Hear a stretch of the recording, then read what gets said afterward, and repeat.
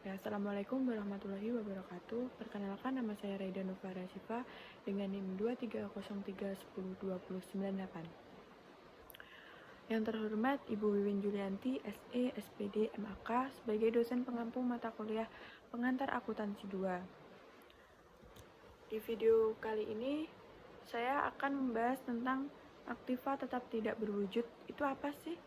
Aktiva tetap tidak berwujud adalah suatu aktiva yang tidak terlihat wujudnya, namun memiliki nilai bagi perusahaan dan umur ekonomisnya lebih dari 1 tahun. Keberadaan aktiva tersebut sangat berpengaruh dalam bisnis, terutama untuk jangka panjang. Perusahaan membutuhkan aktiva ini untuk menciptakan nilai perusahaan agar dapat meningkatkan profit. Dalam beberapa kasus, aktiva ini memiliki nilai yang sangat besar dibandingkan modal yang dimiliki oleh perusahaan tersebut. Karakteristik aktiva tetap tidak berwujud. Karakteristik aktiva tetap tidak berwujud itu ada 3. Yang pertama, tidak berwujud secara nyata. Jika dilihat dari namanya, aktiva ini memang tidak memiliki wujud dan eksistensinya yang dapat dilihat secara langsung. Namun, walaupun tidak memiliki wujud atau eksistensinya, aktiva ini memiliki peran yang sangat penting bagi keberlangsungan perusahaan tersebut. Perusahaan dapat berkembang dan memperluas pasar jika aktiva tidak berwujud memiliki nilai yang tinggi. Yang kedua ada tidak dapat dikategorikan sebagai instrumen keuangan. Aktiva tidak dapat diukur dengan nilai dan bersifat jangka panjang. Pendapatan yang diterima dari aktiva jelas ini akan diterima di masa yang akan datang. Nilai dari aktiva ini didapatkan dari klaim, lalu di kemudian hari akan diterima perusahaan dari subjek yang melakukan klaim aktiva di perusahaan tersebut. Yang ketiga, aktiva yang bersifat jangka panjang. Masa manfaat dari aktiva ini adalah lebih dari 1 tahun.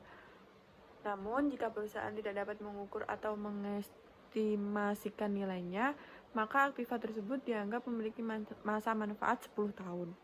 Penentuan masa manfaat dari aktiva ini didasarkan pada hak kontraktual atau hak lainnya berdasarkan hukum yang berlaku. Untuk disebut sebagai aktiva tidak berwujud, suatu aktiva harus memenuhi kriteria tersebut. Namun, jika aktiva tidak dapat memenuhi kriteria tersebut, maka pengeluaran yang dikeluarkan untuk mendapatkan aktiva tersebut akan dianggap sebagai beban perusahaan. Kemudian akan dicatat sebagai beban saat terjadinya arus kas keluar untuk mendapatkan aktiva tersebut. Jenis aktiva tetap tidak berwujud. Yang pertama, ada paten atau hak paten. Hak paten adalah hak yang diberikan atas suatu temuan yang didapatkan dari sebuah penelitian untuk diberikan perlindungan. Bahkan, dapat dijual untuk temuan tersebut.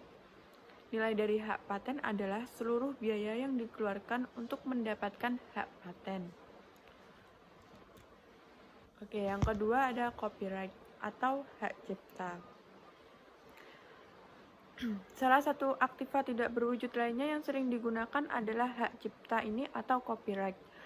Hak cipta adalah hak eksklusif perusahaan agar dapat menjual karya cipta seperti musik dan karya seni lainnya atas perjanjian yang telah disepakati.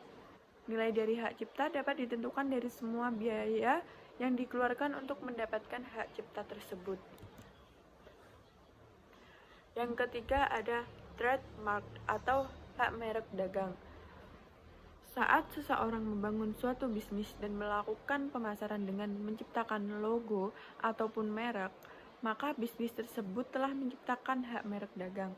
Agar dapat menggunakan hak dagang dapat dimulai dari menciptakan produk, logo, dan desain hingga mengurus penerbitan sertifikat hak dagang. Untuk menentukan nilai dari suatu hak merek dagang dapat dinilai dari pengeluaran yang dibutuhkan ketika mendapatkan hak merek dagang tersebut. Selanjutnya, franchise atau lisensi. Franchise adalah hak guna dalam melakukan suatu jenis usaha di mana perjanjian bisnis telah disepakati oleh franchisor atau franchise. Franchisor adalah orang yang memberikan kepada franchise untuk memasarkan atau menjual produk yang telah dimiliki franchisor. Sedangkan lisensi adalah hak agar dapat memakai suatu jasa atau produk. Yang terakhir ada goodwill. Goodwill adalah suatu keadaan di mana terjadi lebih bayar untuk aktiva dibandingkan dengan nilai pasar. Biasanya, goodwill akan timbul jika suatu perusahaan membeli perusahaan lain. Ketika melakukan pembelian, perusahaan mendapatkan keuntungan. Keuntungan inilah yang dinamakan goodwill. Dasar yang digunakan untuk mengetahui nilai goodwill adalah nilai pasar atau nilai yang dapat direalisasikan goodwill tersebut. Demikian yang bisa saya sampaikan, kurang lebihnya mohon maaf. Wassalamualaikum warahmatullahi wabarakatuh.